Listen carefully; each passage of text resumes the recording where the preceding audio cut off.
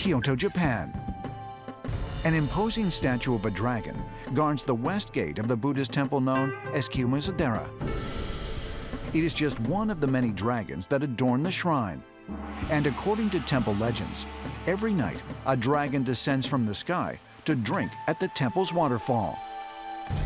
In Japan, dragons, sometimes known as naga, are not only revered as deities, they are also considered to be the founders of Japan's royal family. It was said in ancient Japan that the dragon god lived at the bottom of the ocean. His daughter had a daughter, and her child was Jimmu, the first emperor of Japan. To be descended from a dragon is to be from the divine dimension of nature, but also from the stars. According to legend, Jimmu, the great-grandson of the dragon god, received 3 divine items called the Imperial Regalia. The Imperial Regalia of Japan was sent from the heavenly realms. This was composed of a jewel, a sword, and a mirror that was utilized by all the Japanese emperors, and they're still believed to exist to this day. They're considered to be artifacts of such incredible power that ordinary people are not allowed to come into contact with them. With this celestial mirror, it is said that he was able to see anything that goes on planet Earth without having to go anywhere. What are we talking about here?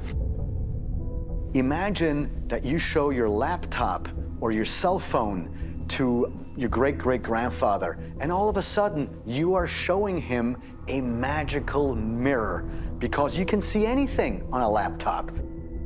I think that the celestial regalia of Jimmu are extraterrestrial artifacts that were collected at the time when the celestial teachers referred to as dragons were here teaching mankind, and in this case, in the area of Japan.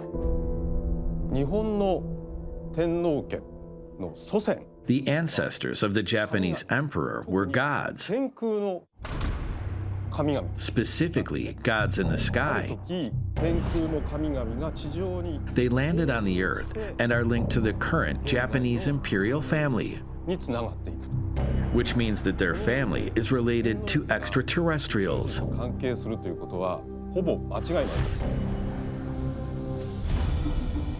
While the dragon is a prominent figure in East Asian cultures, many ancient peoples, who archaeologists believe had no history of contact, also revered the supposedly mythical flying beast. Dragons are found throughout Africa and in ancient Egypt. They were featured in the earliest traditions of Persia, Greece, and Rome. And North American folklore often spoke of dragon-like creatures. The dragon is worldwide because, again, in Central America, in Villahermosa, there is a stone called the dragon monolith. You see a man sitting inside the dragon. You see the form of the dragon with his open mouth like a snake.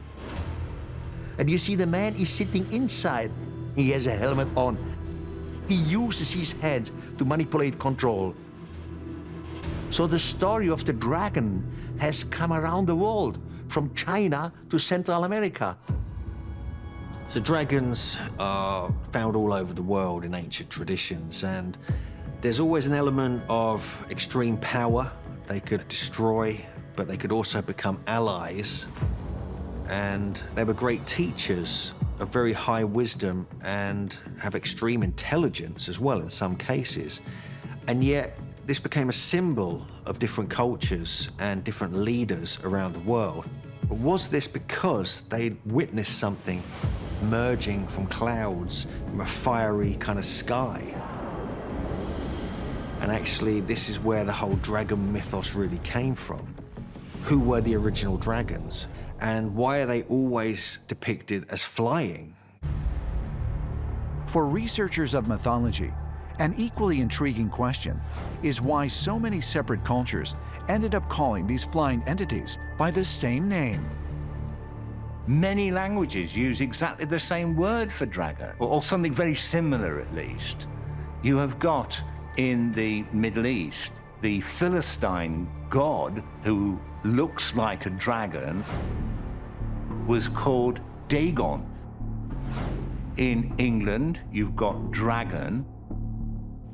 In parts of Finland, you've got Dragon. And in Eastern Europe, you've got Dracul. And then a bit further south, you've got Draco. In Basque, which is unconnected to any other language, the word is Dragoi. In India, it's Dragon. In Swahili, Dragoni. And in ancient Greek, Drakon. They all have similar names. How can this be? What's behind all this? These people were not in touch with each other. So how does this come about? It's very curious that no matter where we go, we find legends of dragons with the exact same word used to describe this creature or these beings. It must be that there was a common source. And it makes you wonder if it's possible that these beings originally introduced themselves with this name that is something like dragon.